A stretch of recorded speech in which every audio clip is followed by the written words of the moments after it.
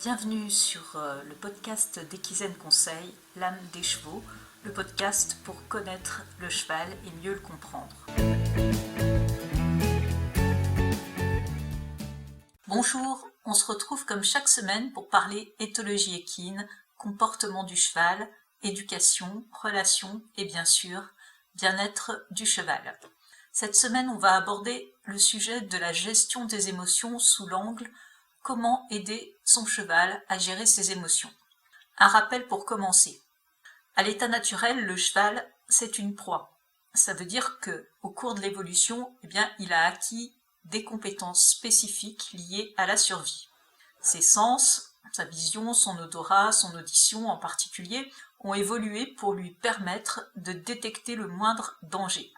Donc il perçoit notamment des mouvements infimes dans son environnement, des mouvements que nous, on n'est pas capable de remarquer, d'autant plus que le cheval, il est doté d'un champ de vision qui est quasi panoramique. Il sent également des odeurs que nous ne décelons pas, et il entend certains sons que nous n'entendons pas, les ultrasons en particulier. Ces capacités sensorielles, elles vont donc lui permettre d'évaluer en permanence si des éléments potentiellement dangereux sont présents dans son environnement. En plus, le cheval, il est construit pour la fuite. Ça va lui permettre évidemment d'échapper au danger, une fois qu'il l'a repéré. En milieu captif, le cheval, souvent, il est contraint, et s'il ne peut pas fuir, il va exprimer des défenses. Ça ne veut pas dire qu'il exprimera jamais de fuite pour autant.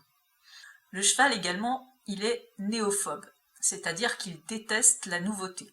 Il a une mémoire photographique des lieux familiers, donc si un élément nouveau apparaît, ou que quelque chose change de place même, ça va être un sujet d'inquiétude pour lui. En plus, on l'a évoqué la semaine dernière, le cheval, il est particulièrement doué pour décoder nos propres émotions, donc s'il perçoit notre peur, il va adapter son comportement et s'inquiéter à son tour. Enfin, le cheval, il est doté d'une extraordinaire capacité de mémorisation des situations dangereuses qu'il rencontre. C'est grâce à ça que par la suite, il va pouvoir anticiper la fuite si la même situation se présente à nouveau. C'est un réflexe de survie. Tous ces éléments, ils font du cheval un animal qui va être facilement effrayé dans notre environnement d'humain, où les objets, les situations qu'il va considérer comme potentiellement à risque pour lui ne manquent pas.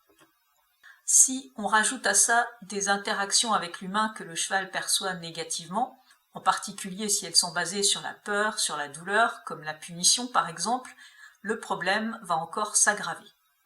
Alors, comment on peut aider notre cheval à mieux gérer ses émotions ?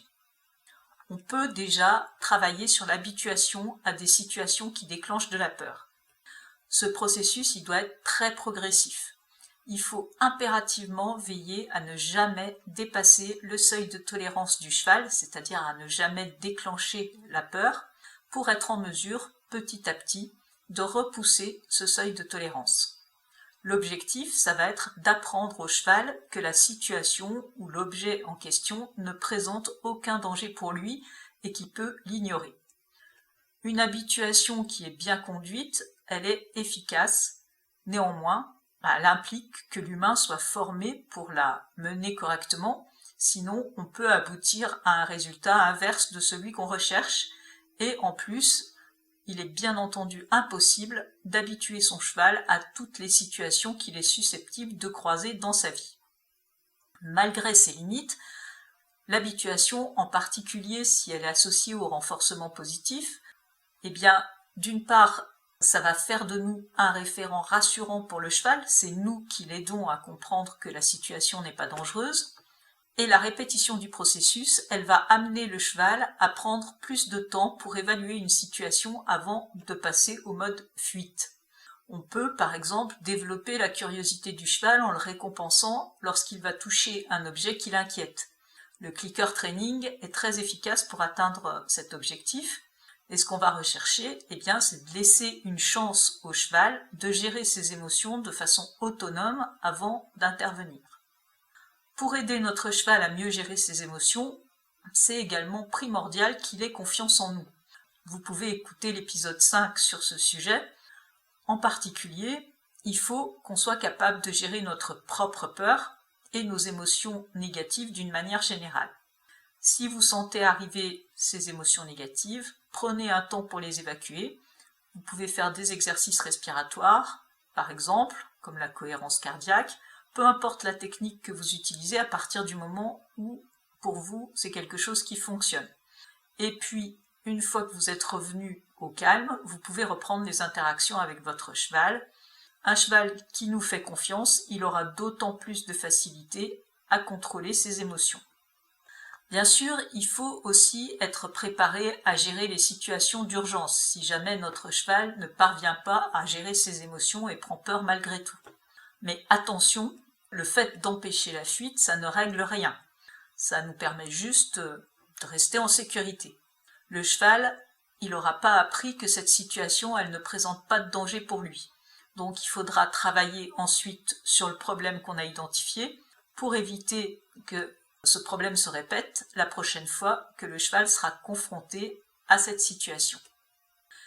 Si vous voulez en apprendre plus sur le comportement du cheval, vous pouvez rejoindre les formations Equizen Conseil ou me contacter pour un appel découverte offert et sans engagement pour échanger avec moi sur les difficultés éventuelles que vous rencontrez. Les liens sont dans la description.